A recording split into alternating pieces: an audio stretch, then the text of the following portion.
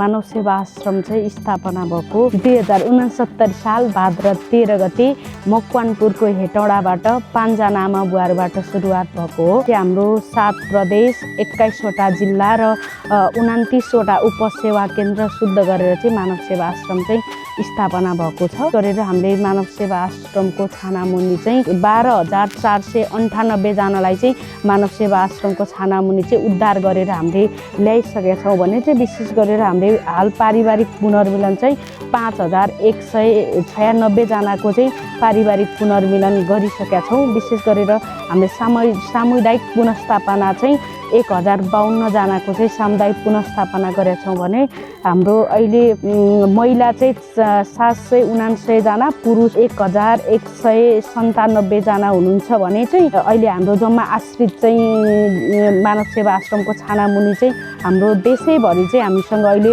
1996 जना चाहिँ आश्रित हुनुहुन्छ। छानामुनि चाहिँ गरिमा बढाइराख्नु भएको छ। विशेष गरेर चाहिँ हाम्रो टोटलमा चाहिँ 12,498 जनाको उद्धार भयो भने चाहिँ 4,701 जना चाहिँ पुरुष, 7,794 जना चाहिँ महिलाहरू चाहिँ उद्धार गरेर हामीले मानव सेवा आश्रमको छानामुनि ल्याइसकेका छौँ।